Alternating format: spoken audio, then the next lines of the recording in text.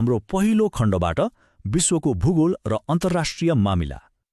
यी अन्तर्राष्ट्रिय तथ्यहरूलाई यसरी एउटै तालिकामा राखेर हेर्दा दिमागमा ठ्याक्कै कनेक्सन बस्छ। जस्तै संयुक्त राष्ट्रसङ्घको झण्डामा रहेको जैतुनको हाँगोले शान्तिको प्रतीक जनाउँछ भन्ने कुरा हामी धेरैलाई थाहा छ। अनि जलवायु परिवर्तन सम्बन्धी कोपको पहिलो सम्मेलन कहाँ भएको थियो त? जर्मनीमा।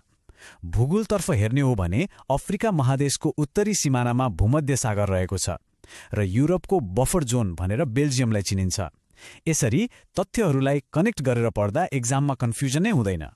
अब यो स्लाइडमा सबभन्दा रोचक कुरा के छ भने नि, विश्वकै सबैभन्दा लामो नाइल नदी अफ्रिकाका जम्मा 11वटा फरक देशहरू भएर बग्छ। यो लोकसेवामा बारम्बार सोधिने प्रश्न हो। यस्तै अरू कुरा गर्दा मृत सागरको किनारा हुँदै गएको विश्वकै होचो राजमार्ग हाइवे 90 हो। एसिया र अफ्रिका महादेशलाई लाल सागरले छुट्याउँछ अनि एन्डिज पर्वतमालाको वृष्टि छायामा परेको मरुभूमिलाई पाटागोनिया भनिन्छ। हेर्दाखेरि कति धेरै इन्फर्मेसन एकै ठाउँमा समेटिएको छ। विश्वखण्डलाई यी 3वटा द्रुत बुदाहरूबाट ऱ्यापअप गरौँ। सौर्यमण्डलमा बिहानीको तारा अर्थात् मर्निङ स्टार भनेर शुक्र ग्रहलाई चिनिन्छ। त्यसैगरी विश्वमा सर्वाधिक सुन र हीरा उत्पादन गर्ने महादेश अफ्रिका हो। अनि इतिहासलाई हेर्दा रुसी क्रान्तिपछिको रुसी सेनालाई लाल सेना भनिन्थ्यो। एकदमै छिटो याद हुने फ्याक्ट सुनि। अब जाउँ दोस्रो खण्डमा, नेपालको इतिहास र भूगोल। यो त स्कोर बढाउन एकदमै क्रिटिकल खण्ड हो। नेपालको इतिहासका यी मुख्य कुराहरूलाई टेबलमा हेरौँ। लिच्छवी काललाई स्वर्णयुग भनिन्छ भनेर त हामीले पढ्दै आएकै छौँ र त्यति बेलाको राजकीय भाषा संस्कृत थियो। यहाँनिर एउटा एकदमै मन छुने इतिहास पनि छ। प्रजा मर्दा छाक छाड्ने राजा को थिए भन्ने प्रश्नको उत्तर हो महेन्द्र मल्ल। जनताको दुःखमा आफै भोकै बस्ने राजाको यो कथाले यो फ्याक्टलाई दिमागमा सधैँका लागि सेट गरिदिन्छ। एक्जाममा सबैभन्दा धेरै झुक्काउने भनेकै मितिहरूले हो। त्यसैले यी दुई ऐतिहासिक मितिहरूलाई सँगसँगै राखेर हेरौँ। नेपाललाई धर्मनिरपेक्ष राष्ट्र घोषणा गरिएको मिति विक्रम सम्वत 2063 जेठ 4 गते हो। तर वर्तमान राष्ट्रिय गान सार्वजनिक भएको मिति चाहिँ विक्रम सम्वत 2064 साउन 18 गते हो है। यसरी आम्ले सामने राखेर पढेपछि अब गल्ती हुने चान्सै भएन। अब नेपालको भूगोल र संस्कृतिका यी अलि छरिएका तथ्यहरूलाई एकमुष्ट हेरौँ।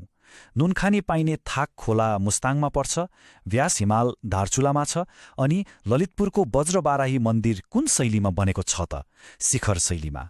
भिजुअली यसरी हेर्दा एक्जाम हलमा ठ्याक्क यही टेबल आँखा अगाडि झल्झली आउँछ।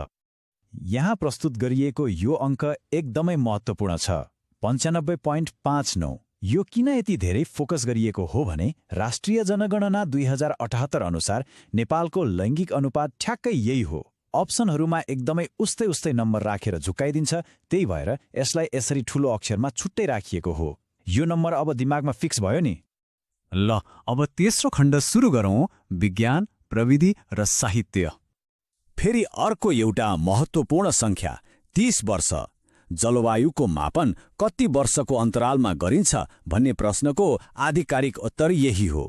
मौसम त दिनदिनै परिवर्तन हुन्छ नि, होइन? तर जलवायु नै परिवर्तन भयो भनेर आधिकारिक रूपमा मान्न कम्तीमा 30 वर्षको तथ्याङ्क चाहिन्छ। लजिक बुझेपछि त घोक्नै परेन। विज्ञानका यी तथ्यहरूलाई सर्र हेरौँ। सौर्यमण्डलका भित्री ग्रहहरूमध्ये सबैभन्दा ठूलो हाम्रो पृथ्वी नै हो। खग्रा सूर्यग्रहण बढीमा 8 मिनेटसम्म लाग्न सक्छ। अब एउटा रमाइलो फ्याक्ट, हैजा अर्थात् कोलेरा विरुद्ध दिइने भ्याक्सिनलाई के भनिन्छ? सिम्पल छ, कोलेरा भ्याक्सिन। कहिलेकाहीँ उत्तर प्रश्नमै लुकेको हुन्छ। अनि कोरोना भाइरसको सुरुवात चीनको वुहान प्रान्तबाट भएको थियो भन्ने कुरा त हामी सबैलाई ताजै छ। यो जनरल नलेजको दौडलाई केही साहित्यिक उपलब्धिहरूबाट बिट मारौँ। भर्खरै मात्र पहिचान पुरस्कार 2082 प्रसिद्ध साहित्यकार बैरागी काइँलालाई प्रदान गर्ने निर्णय भएको छ। विश्व प्रसिद्ध पुस्तक द मदरका लेखक म्याक्सिम गोर्की हुन् भने माई ल्यान्ड एन्ड माई पिपलका लेखक दलाई लामा हुन्। लोकसेवाका लागि यी एकदमै सदाबहार प्रश्नहरू हुन्। अब हामी आजको विश्लेषणको सबैभन्दा क्रिटिकल र अन्तिम खण्डमा आइपुगेका छौँ, महत्त्वपूर्ण तथ्यात्मक सुधारहरू। 2079 को प्रतिनिधि सभा निर्वाचनमा प्रत्यक्षतर्फ ठ्याक्कै 9 जना महिलाहरू मात्र निर्वाचित भएका थिए। यो 9 भन्ने सङ्ख्यालाई अब कहिल्यै बिर्सिनु हुँदैन। गलत सूचनालाई चिरेर सही तथ्य स्थापित गर्नु नै आजको हाम्रो मुख्य उद्देश्य हो। अन्त्यमा एउटा रोचक प्रश्नको साथ आजको सेसन टुङ्ग्याउँदैछौं। लुम्बिनी स्थित प्राचीन अशोक स्तम्भमा पाली भाषाको प्रयोग गरिएको छ।